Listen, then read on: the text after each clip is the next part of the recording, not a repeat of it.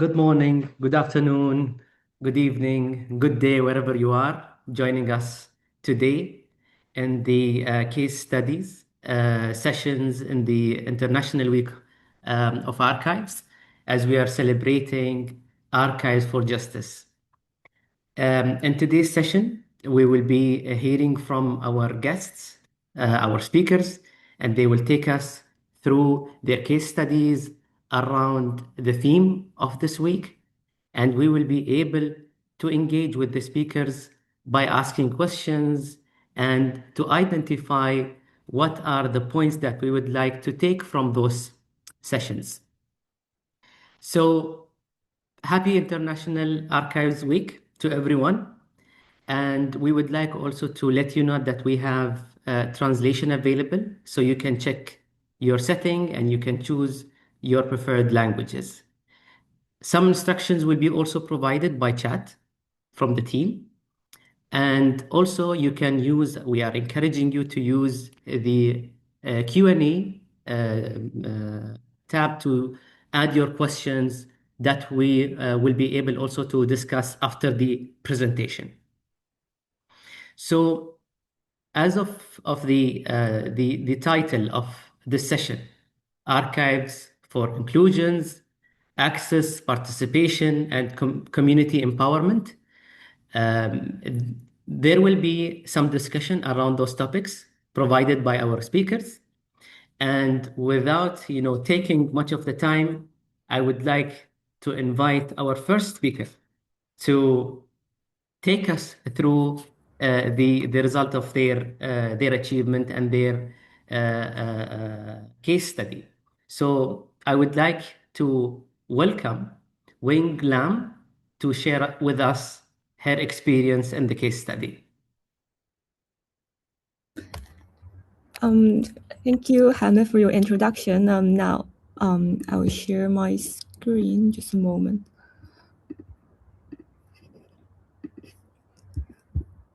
It is good? Yeah, it's good. Okay, thank you. Good morning, everyone. I'm Alice, and I'm from Hong Kong, and now a master's student in the National Library and Information Science School in France. Before I start, I would like to thank ICA for the organization. And today, I'm presenting my personal project on the documentation of citizen archive that emerged after the 2025 Wang Court fire in Hong Kong. So for this presentation, first I will talk about the Wang Court Citizen Archive. Then I will explain what my own project is about. Basically, it is creating a registry that maps out all the Wang Court Citizen Archive. And I will end by discussing the fragility, strength, and the role of archivers when facing this kind of archive. So let's start with a brief introduction to the Wang Court fire. If you're following the news, like you might remember, there was a massive fire that broke out in Hong Kong last November. It burned more than 40 hours and 168 lives were taken. As you can see from the picture on the right-hand side, it is actually a photo taken hours after the fire. It shows that volunteers from all over Hong Kong, they came to around the fire sites to bring resources and to show support to the residents that are affected by the fire. So when I was watching this over the screen in France, at first I'm very moved, as a person from Hong Kong. But at the same time, it makes me wonder if this kind of decentralized mobilization is also happening in the digital world, especially in the archival sector. So it turns out the answer is yes. I observed that there are a lot of digital citizen archives that emerged shortly after the fire, and I tried to collect as much as possible. I collected 21 citizen archives and classified them according to their functional purpose into 6 categories. Now I will briefly introduce some cases among the citizen archive. The first one is the Hong Kong fire documentary. It is one of the most comprehensive repository on the fire. It is first initiated by a university student, and she collects all related information about the fire, including timeline, news, analysis, and it is now live on GitHub as a website, and it is open to the public. It means they can modify and engage with and contribute to the contents. And the second example will be one for court threads backup. It is initiated by a single threads account user, and it's called Hong Kong Backupper. Like what he do is to back up posts from Threads and save them into Google Drive. For those who are not familiar with Threads, it is basically a social media platform. It is similar to X, and it is extremely popular in Hong Kong. On the day of the fire, there are many federal residents share their own personal feeling, like what happened to them, and their personal experience on the fire. So this kind of information is very valuable resources for the community memory and also for future research. So I think the Citizen Archive actually bridged the gap between the institutional archive and what the community archive is, because normally social media is not a main target of archive of the institutional archive in a traditional sense. But what he does is to capture the posts that might be disappear or be expired very easily, and to open the content for public to viewing. So the final example I want to introduce is one for cross safety check, and it is one of the earliest documentation is appear. On the night of the fire, while many people were still missing, the residents in Taipo, they created Google spreadsheets to centralize all the missing person information and safety information. You can see the Google sheet is color coded here. Like for example, blue is mean that they are safe. If it is in red, it means they're asking for help.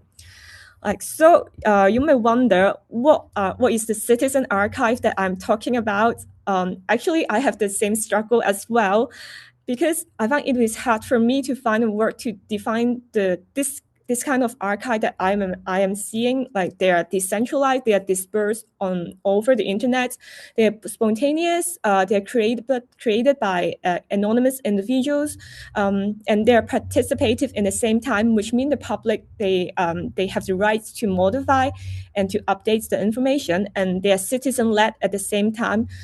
It means there are no central agency, no big institution in coordinating all the actions.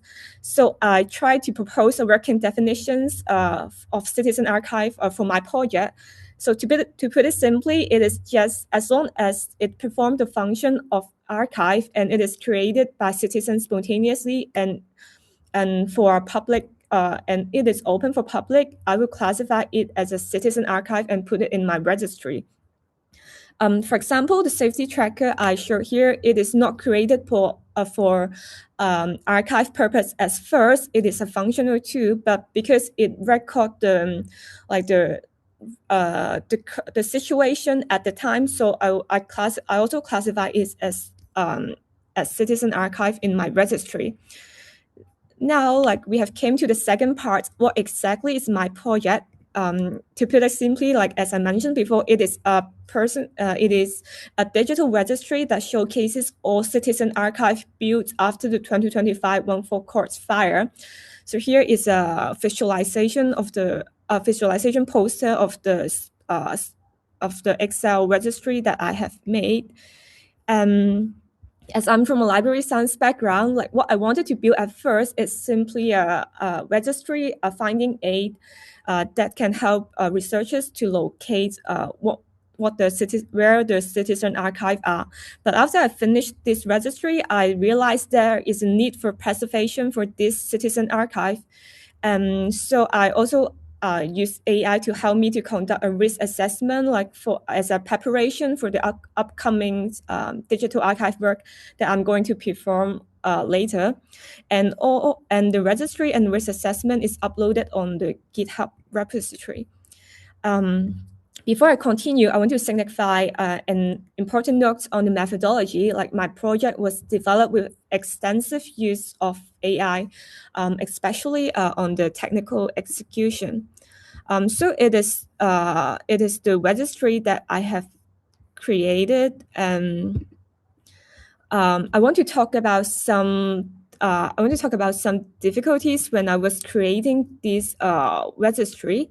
So first, it is quite there are a lot of like missing questions. For example, I can't find like when the archive is built, when is its last update time, and because most of the creator, they're anonymous, I don't know who created them, and they are dispersed on different platforms, so it takes me more time to find the information I need.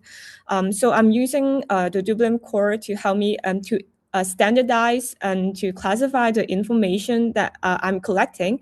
And I have added a few extensions to for the especially for the information of Citizen Archive. For example, the platform I mentioned before, the creator, date, and the status and the contents, if I can find one. And after speaking of the registry, I want to talk, it is the risk assessment that I use AI to help me conduct, because because the existing institutional risk framework, most of them assume there are institutional custodial, but it is not the case for Citizen Archive. So I have come up with some potential risks that are facing by Citizen Archive, and I asked AI to help me to perform the risk assessment.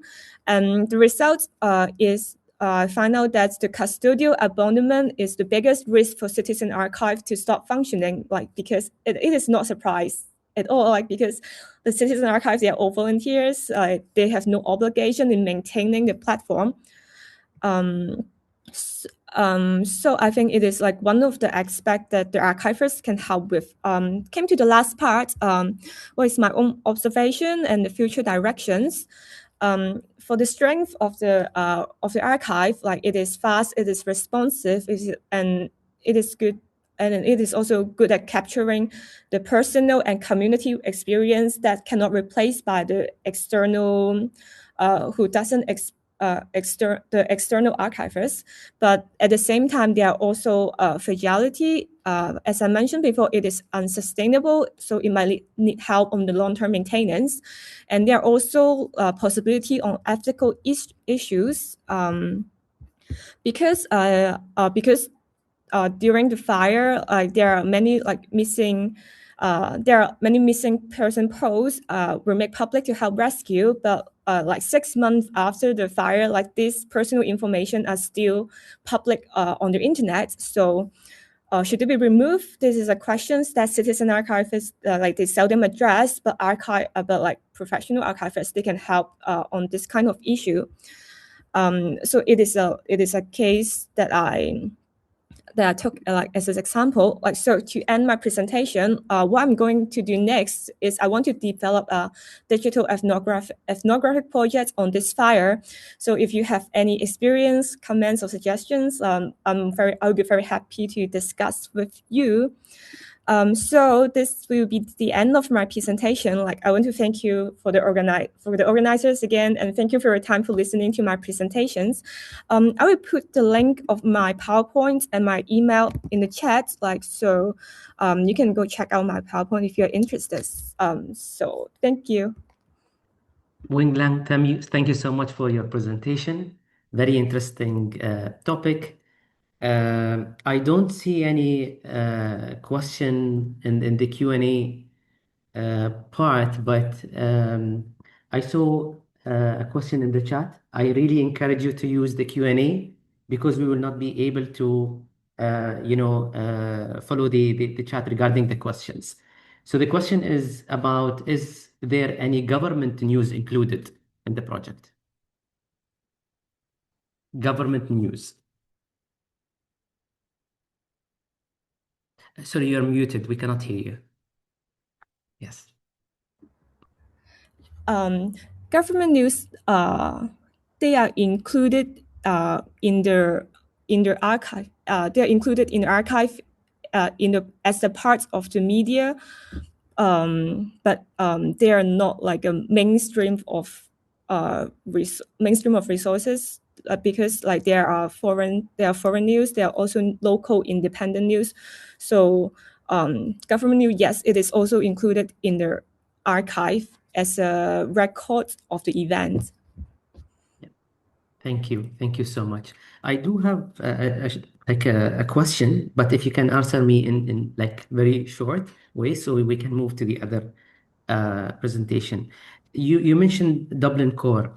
Yes, Why Dublin Core? And have yes, you also checked any other metadata yes. standards?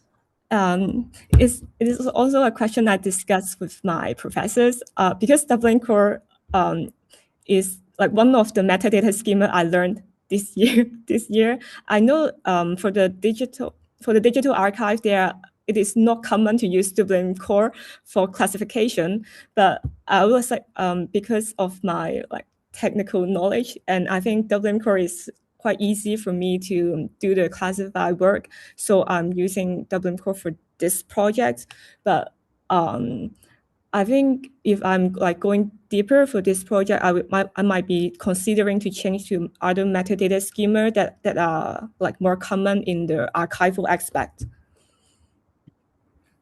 Thank you. We have one last question from Sophie. Was there any backup of what was destroyed?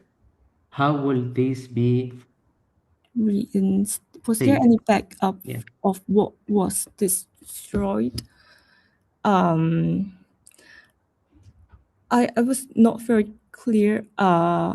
You mean the current citizen archive or the information that according to my own knowledge, like the citizen archive, they are not being digital archive or preserved. So what I wanted to, for example, like you see there are like threads backup on Google Drive, and it is extremely fragile if they are not properly preserved. Like they can be deleted, and so what I wanted to do next is to do an archive of this archive and to prevent like the disappear of information after they getting destroyed.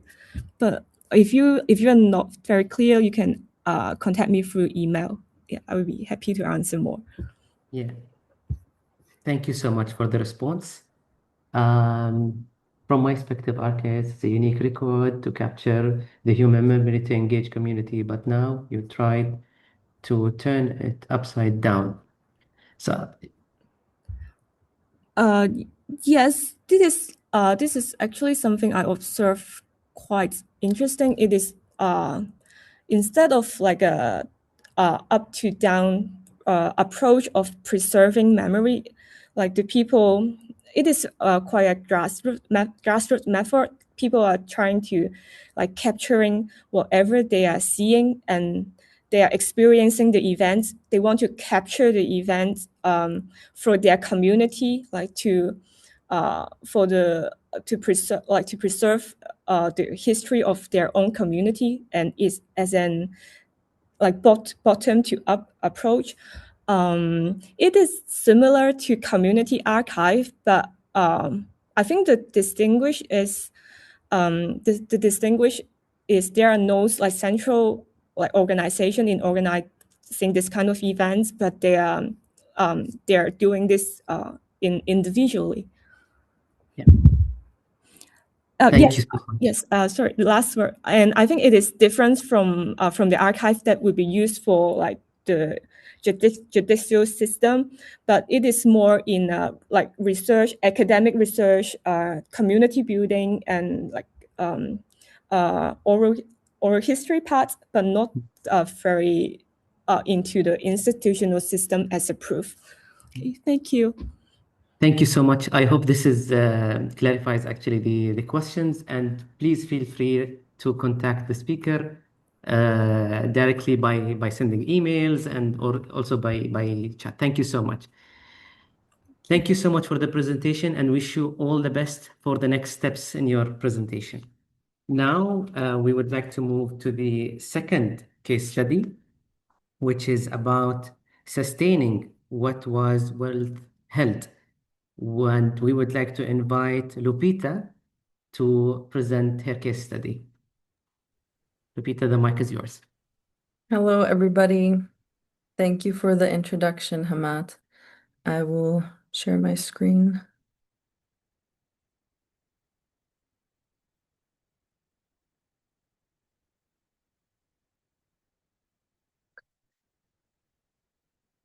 Thank you, everybody, for being here. My name is Lupita, pronouns she, they, and I'm an independent archivist and researcher with a background in spatial planning, architecture, and architecture archaeology. Recently graduated from archival and information studies in Amsterdam, and I'm happy to guide you through my case study. This case study is called Sustaining What Was Withheld. It grew out of a simple question. What happens when the records shaping your life are incomplete, inaccessible, manipulated, or simply wrong? What happens when the archive fails you and you look anyway? I came to this question through my own experience as a transnationally adopted person, but in speaking with other adoptees, it quickly became clear that these questions were not mine alone. So information had been withheld, identities had become fragmented across documents, and every answer seemed to produce new questions.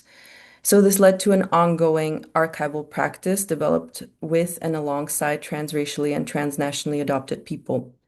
Together, we began exploring what happens when we start from our own lived experience instead from institutional records, giving space to the testimony, memory, and the knowledge people carry about their own lives, living with the consequences of an incomplete story. Identity, as we all know, is deeply tied to records and vice versa, often more than we realize in everyday life. This is especially true for people whose histories involve displacement, migration, foster care, or adoption.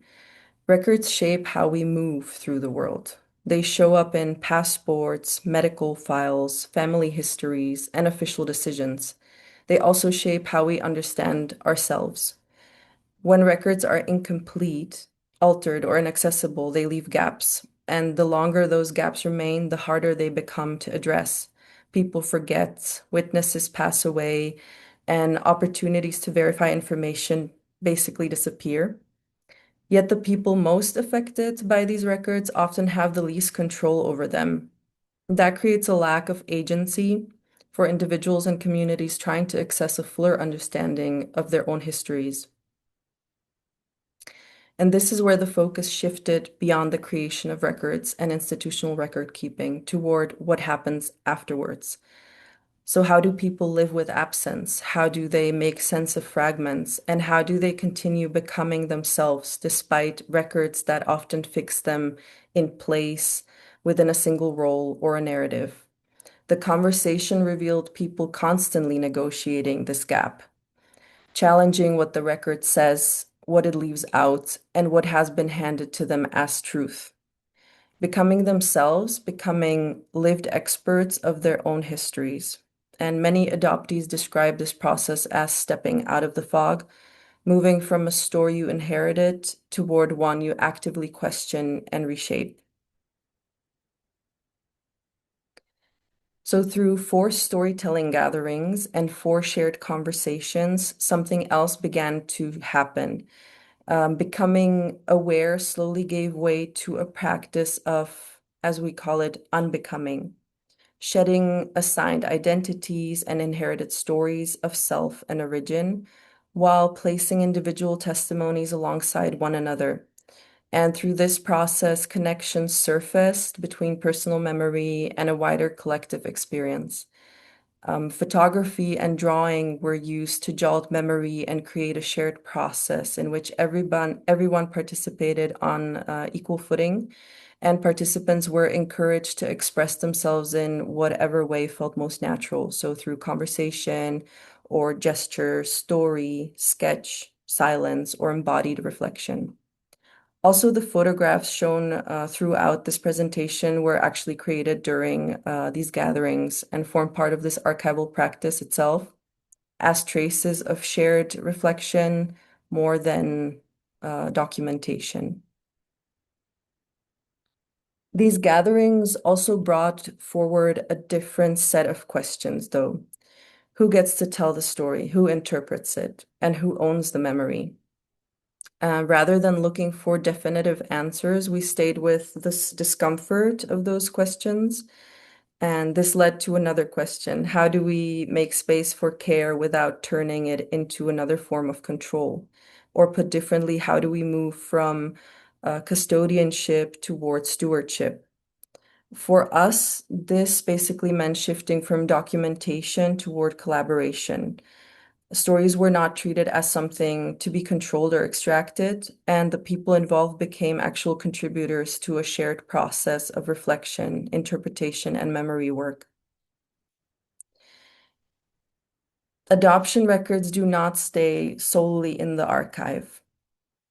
They show up in passports, in medical histories, family narratives, objects, and embodied knowledge, and in questions that return decades later also.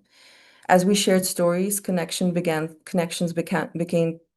to surface, and we found pieces of ourselves in each other's experiences, which was amazing. Not because our stories were exactly the same, but because certain questions, frustrations, and absences echoed across them. And that became one of the most powerful parts of this work, actually. Together, we were doing trauma-informed archival work in real time, and not only through documents, but through memory, conversation, photographs, objects, and embodied knowledge. In that process, connections appeared that would actually never emerge through records alone, most probably. It became clear that the archive in this project was larger than the records themselves. It included the questions, memories, objects, conversations, as mentioned before, and connections that people brought into the room. And together, these formed the living archive of this case study and help make visible the experiences that are often absent from institutional records. Throughout the conversation, stories kept also attaching themselves to place, birthplaces, departure points, places imagined for years, but before ever setting foot into them, and places returned to. Places that exist only through paperwork and longing and imagination. Something else also occurred during this process. We began shedding stories we had been handed about who we were, where we come from, and what happened to us, gradually making room for our own understandings and memories, imaginations, and ways of making sense of everything. Records also never travel alone, so they carry these geographies and movement and absence and all the possibilities with them. So these conversations also sparked the idea for a participatory platform where people could contribute stories, memories, routes, and records of their own on their own terms and of their own memory and imagination, a space where layers can continue accumulating through collective stewardship. And the hope is to create a space where people can pin stories, memories, and questions and records to a map, anonymously or otherwise, and where others can add their own. So, as memory rarely exists in isolation, it attaches itself to the places and the routes and maybe possible returns. And the platform tries to make space for those connections. One inspiration for this idea is a project most of you probably know, Queering the Map, which shows how many individual testimonies can gradually form a collective geography of lived experience. And this is where memory, participation, agency, and justice come together. Rather than speaking for people, this case study shows what becomes possible when people can speak nearby one another and contribute on their own terms and hold memory collectively as active participants, actually, in shaping their own archive. So this case study started with records and became a practice of listening. What comes next is still taking shape. The hope is to create a space where stories, memories, records, and questions can be held collectively and where people can continue finding one another through them. Thank you so much for listening.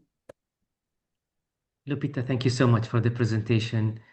you really took us beyond, the records, and especially when you mentioned, the feelings, the memory. It's not just one thing.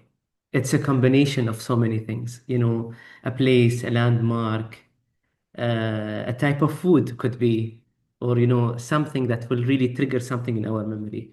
So thank you so much for the presentation.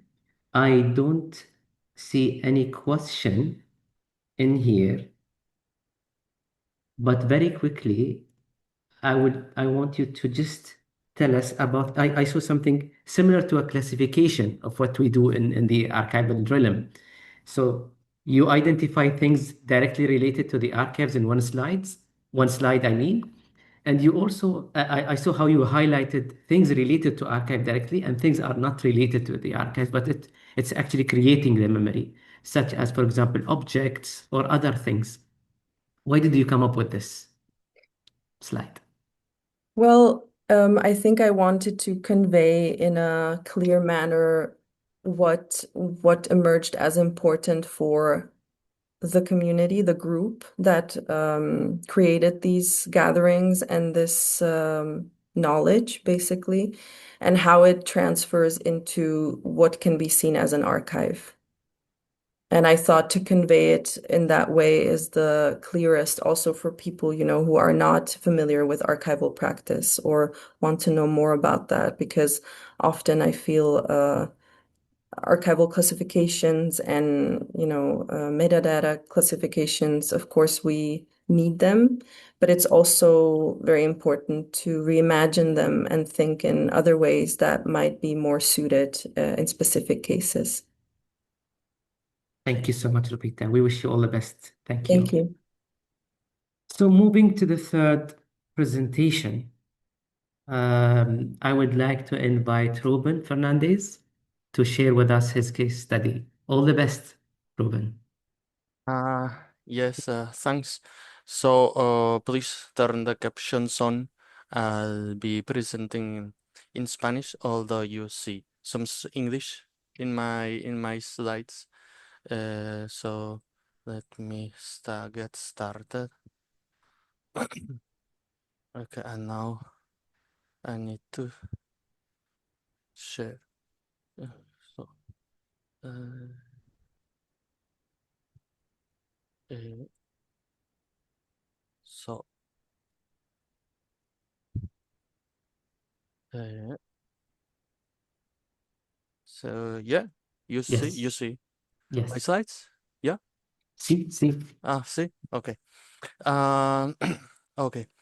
Bueno, gracias a todos por esta oportunidad de presentar por el Día Internacional de los Archivos.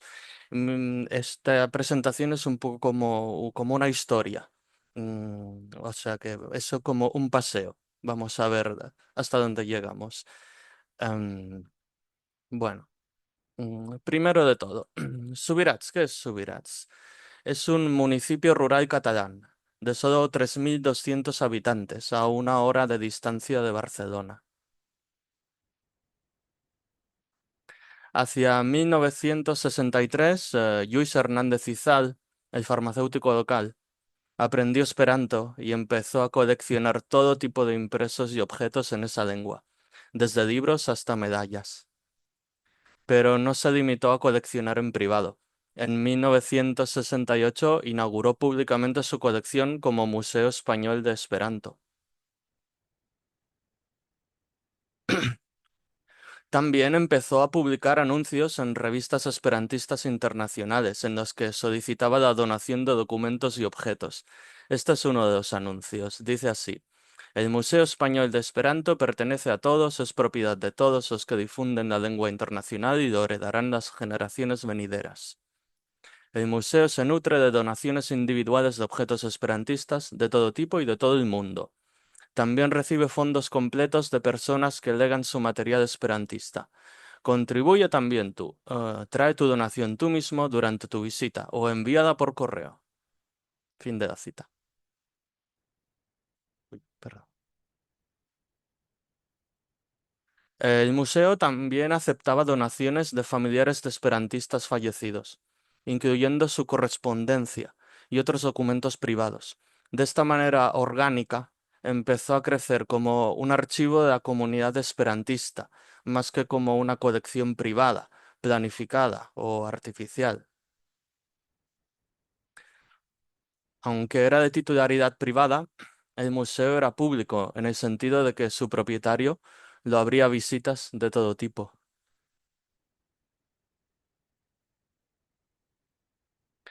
En el 2002 Hernández murió y la actividad del museo cesó. En el 2020 su hijo donó al ayuntamiento de Subirats todos los materiales del museo, unas 1.200 cajas de archivo, que fueron trasladadas al archivo municipal. Aquí se puede ver el archivo, que es una dependencia dentro del ayuntamiento. El fondo del museo ocupa unos 120 metros lineales. Para comparación, el fondo municipal ocupa 175 metros. Casi inmediatamente el consistorio consiguió una subvención para construir una sala de exposiciones dentro del ayuntamiento también. Este es el proyecto.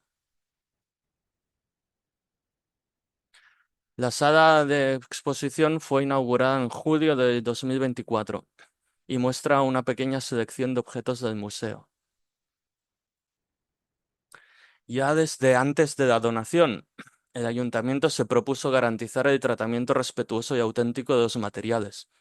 Para ello y para dar a conocer el museo entre la comunidad esperantista internacional, el ayuntamiento colabora con la Asociación Catalana de Esperanto.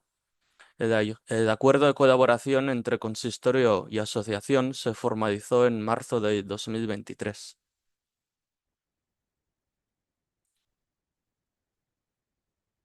Uno de los resultados de la colaboración es también la visita que harán los congresistas del Congreso Mundial Juvenil de Esperanto, que tendrá lugar este agosto, cerca de Barcelona.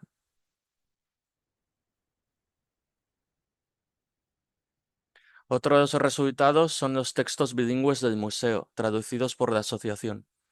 La exposición no se destina solo a esperantistas, sino también a todo tipo de visitantes. De hecho, el consistorio promueve el esperanto como parte de la identidad local para hacer destacar al pueblo en su entorno regional, y lo ha integrado en su oferta turística. Por ejemplo, también ha creado un itinerario con audioguía que explica la historia del museo en esperanto, catalán, castellano y otras lenguas.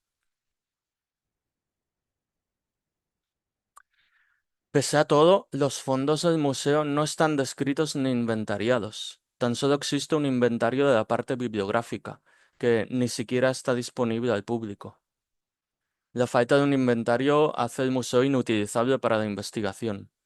También hay que destacar que el ayuntamiento no dispone de ningún archivero titulado. Por ley, solo municipios de más de 10.000 habitantes deben tener uno. Solo hay un archivero itinerante de la Diputación Provincial que visita Subirats un par de días al mes para gestionar solo el fondo de archivo municipal. Sin un inventario público que demuestre la verdadera magnitud del museo, la visita puede tener un efecto contraproducente. El depósito de archivo no es visitable. A los esperantistas que vengan de lejos expresamente para conocer el museo, la pequeña sala de exposiciones les puede parecer una trampa para turistas. La impresión negativa se refuerza por el hecho de no poder contribuir donaciones. El museo es ahora un fondo cerrado, desconectado de la comunidad que lo produjo. Hay que destacar también que tras la muerte del fundador del museo, en el pueblo no queda nadie que pueda siquiera leer en esperanto, y nadie se ha decidido a aprenderlo. En estas condiciones, Subirats corre el riesgo de presentar la lengua como muerta, como encerrada en el pasado, que el museo parezca un archivo secuestrado, y que el intento de convertirlo en signo de identidad de una comunidad donde nadie habla la lengua se vea como una usurpación.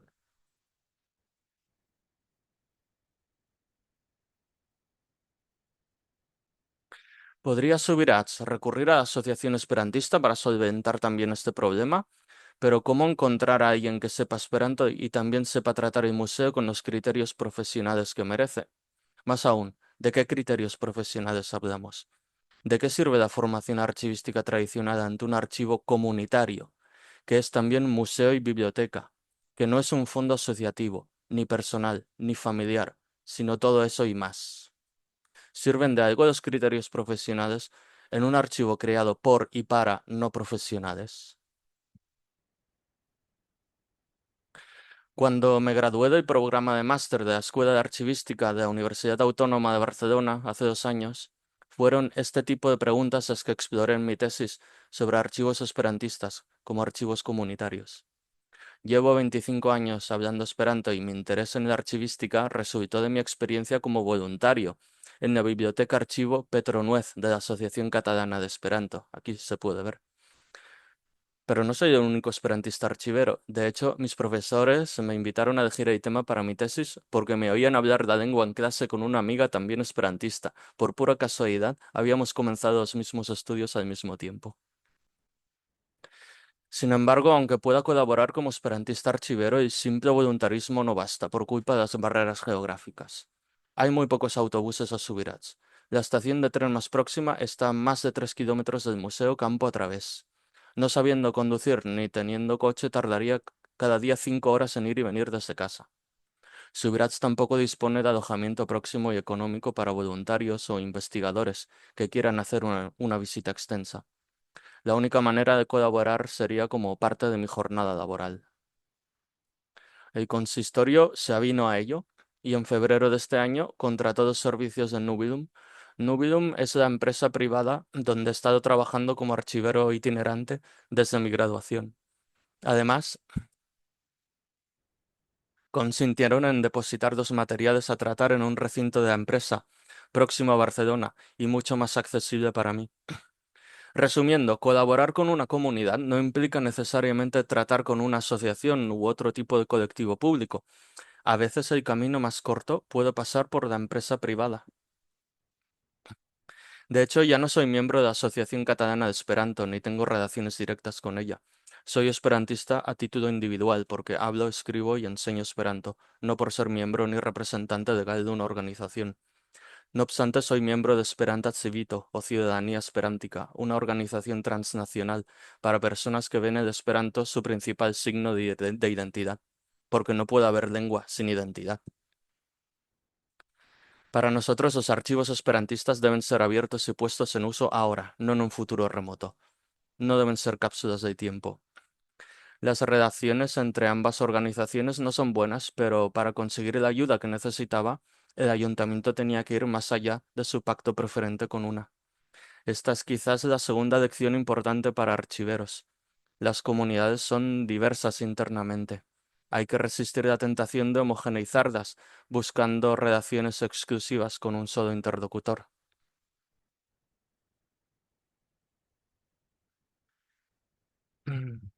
Y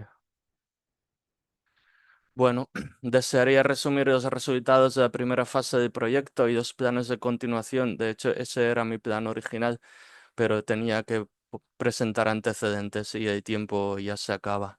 Muchas gracias por vuestra atención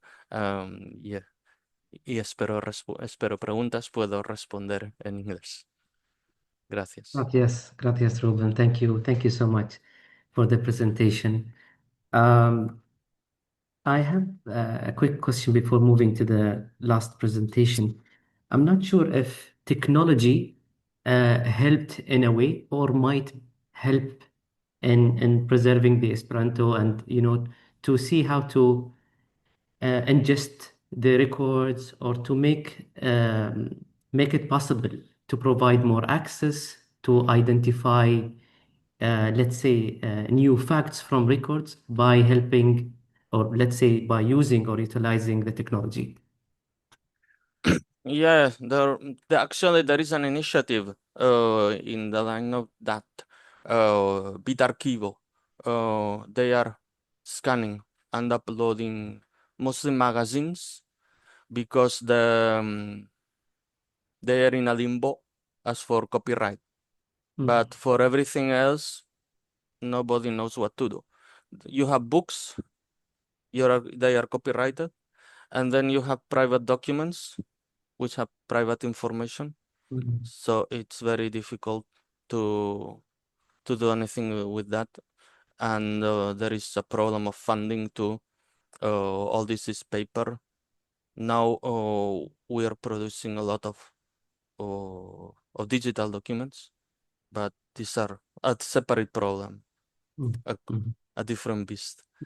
So yeah, there are some things being done, but the main problem is copyright and privacy issues, and funding, of course. We wish you all the best. Thank you, Rubèn, for the great presentation. Thank you so much. Thank you. Thanks. Gracias. Gracias. So moving to the last presenter. Our last presentation is about Sikhism and memory making, heritage, migration, and family history. That will be presented by our speaker, Alexander. Alexander, the mic is yours. All the best. Can everyone see? Then I'm going to start. My name is Alexander Hilkens, and I work at KADOC, the Documentation Center for Religion, Culture and Society based in Leuven in Belgium. And since 2024, we started with the 3-year heritage project, Sikhism and Memory Making, Heritage, Migration and Family History, where the Sikh communities of Flanders take central stage. For this project, we had initially 2 goals. Namely, first, we did a heritage screening and raise awareness about heritage with the community to sensibilize them about what heritage is and what it could mean for them in the future. And also a process of memory making, reconstructing family and migration history through various means to get the stories of the Sikh community in the archive. Sikh community in Belgium is not very large. It's about 20 to 30,000 people. Official numbers are unavailable. Spread over a wide range of regions, and only recently there has been a community here. They arrived mostly in the 1980s and 1990s, and we now see a second generation growing up in Belgium for the first time. From Plan to Project, we presented this project to get funding with our standard partners. We mostly do other museums and heritage professionals, but for the first time for us, we also seeked out an official organization representing the Sikh community. For other projects, we mostly tended to focus on the Belgian side of things. Now we also want to see the community, which also was challenging because there is not one organization representing all of the Sikh communities. They're pretty isolated from each other. There's not always direct contact between each other. So we found this one, the Belgian National Sikh Organization, which was important because they also have their goals in this project, which is important to know. Their goal is to get official recognition in Belgium as for the religion, which means they also could get funding from the government for anything related to the religion and religious centers. They also provide a direct contact with the Gurdwara, and they are a permanent member of the project committee, meaning they get a voice in everything we do and say. The start of the project means networking. We are based in Leuven, in the green zone here in the province of Vlaams-Brabant, and every pin represents a Gurdwara or religious center where the Sikh community is hosting. It's very spread out, with every pin has at least an accolade from ethnic, mainly in Antwerp. We have a greater Afghan community. There are 3 Gurdwaras in the yellow region in Limburg because of struggles between the community internally. So every pin goes over a lot of detail. Our first part was go to the community themselves, visit the Gurdwaras, create a network, go to the events, to the national celebrations of Vaisakhi, but also to Remembrance Day, where they remember the soldiers who fought in the First World War. We had a lot of informal conversation, both in group sessions in the Gurdwaras, but also individually with people who were saying that they wanted to learn more about the project. And in turn, we also got in contact with other organizations, the Belgian Sikh Youth Association, BSYA, and also United Sikhs Belgium, mainly focused on the region of Limburg, to help us with various part of the project. An important thing is here is we went to seek out. We went to the locations. We did not stick to our archive themselves. The second part of it was discovering their needs as well. In April last year, we hosted a session, an introduction basically at our archives. Most of the community had not been to the archive before, and we hosted a discussion we showed them around, and we hosted a discussion about what heritage was and could be for the community, and what the goal would be. That's the most important thing. What would they like to see from this project? And the main priority was visibility. There's only 20 to 30K, but they also aren't mentioned in most school curriculums. It's not mandatory to talk about Sikhism in religious classes. So visibility was a huge issue for the community.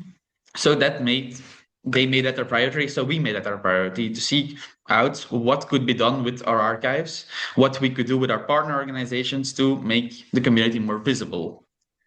We did that event over a second time last month, where we focused on our own archival community collections. There's not a lot about Sikhism in our archives. Mainly it's because it's from a Belgian point of view. We have only a small archive from the Sikh community themselves. But what we did was we hosted a one-day collection presentation exhibition about our collections regarding Sikhism, which we hosted a discussion session afterwards. The first was about the collection themselves, about the individual pieces, namely what are the pieces that speak to you the most, which are the ones you consider the most important to the community, to the rest of Belgium. And in the second part, we also did smaller group sessions about what does it mean for these documents to be here, what do they represent, and what should they represent? The conclusion in this was there is more need for diverse representation within the collection, because these collections mainly focus on conflicts with the Belgian community, while also regarding letting out everything from celebrations, cultural traditions, and focusing especially on like hard working conditions, hard living situations, etc. The young, especially the second generation, said they did not recognize themselves in the archives. So what were the results from that? What are we looking at now? Project is still ongoing, but from the feedback we've received, we've looked with our partner organizations at what could be possibly done to help out the community in regards to heritage and archival collections. In regards to visibility, we went direct out with public projects and with heritage help. So we made an inventory together with the partner organization Parcum of the first inventory of a Gurdwara in Belgium. And also we are creating a manual together with that organization to make sure that every Gurdwara could possibly get this done. In September of this year, we're hosting an exhibition in collaboration with the community, a photo exhibition. We were together with a photographer and with the community to show around the tradition of Langar, the community kitchens of the Sikh temples. And we're also now looking at a second exhibition in 2027 about the story of migration and sense of belonging with the community, but that's still a work in progress. In considering to the archives, when we were talking about representation, what they said would be the most important part was get their stories into the archives. We now had mainly collections from the Belgian perspective regarding Sikhism, both from the First World War, but also newspaper articles and documents from a Belgian perspective on how people both had a conflict with the Sikh community as how they helped the Sikh community. But the voice of the Sikh community themselves was mainly invisible in the archives. We're battling that with, first of all, oral history interviews with both individual people and families to see how both the first and the second generation experienced life as a Sikh and how migration and other stories affected the change in Belgium. And we're now also preparing for a first scanathon. A scanathon is basically what we get our own scanning registration material to the Sikh temples, and we encourage the community to bring in. We get the digital scans of the documents. We get pictures of objects, but the original documents and objects stay within the community. And in collaboration with the community, we're now also preparing an online exhibition, both with our own archival collection that we have and with the things that they said in the interviews and with the things that we scanned. We will be trying to create a complete story about Sikhism in Belgium, both the cultural side and the historical side merged into one. The project is still ongoing, so there's still lots of opportunities. We are doing a lot of things right now, but that is the main conclusion at the moment. If you have further questions, you can still always contact me or the websites of the project for it. Thank you very much.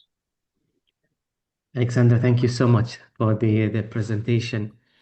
And there are so many aspects in your presentation. It represents diversity, inclusion, promoting the archives. And it's really nice to see how, people are engaged with the archives, inviting people to feel that they are part of, this organization. They are part of what are preserved. This is really great. I would like to know from you what was like the thing you feel like you're most proud of achieving from this project. If it is one thing, what would that be? This moment, I think the thing I'm most proud of is the connection with the community. We are still keeping in touch on basically at least I'd say weekly basis. We have a newsletter WhatsApp group where communication is going through. We are bringing together people from all of the gurdwaras, both from the coastal areas as from Centraden. Belgium is not that big of a country, but there are still big differences between the living conditions in those places. So basically, we're not only connecting the community with our archives, but we are also connecting the community with each other in ways that did not happen that much before. So that's something I'm most proud of. Thank you, Alexander, and wish you all the best. Thank you. We have a question in the Q&A, but if possible, Rubèn, the question it's for you. So if possible, if you can answer it in 1 minute, if that is possible. The question is from Ana Romero. It's about, do you envision the possibility of creating a global Esperanto archives to be able to retrieve the disparate Esperanto item and other archives in Catalonia? Yeah, actually, the people have been talking for a long time about an international catalog. At least for books, people were only thinking about books back then. You could do that for anything. You saw not just for Catalonia, but first you had to go through to each archive in Catalonia and Spain in Europe because they all have some Esperanto collections. All of them have got many. It's dispersed and it's all described in national language, so the interested people are totally unaware. We just don't know. They are lost. Yeah. So we cannot use them. And that's one of the problems. Yeah. There is a lot of work to do in that. Thank you, Rubèn. Thank you so much for the answer. I would like to thank the speakers for their great presentation, and it was really inspiring. I also would like to thank everyone who participated in attending the session, in preparing for the session, in organizing the session. And we wish you a happy week. And we encourage you to also participate in the other sessions and the other event. Let's share our experience. Let's exchange our knowledge.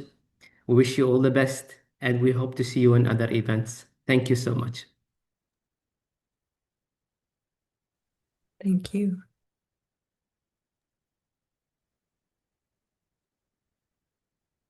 Gracias, dankon al ĉiuj. Ĝis la revido.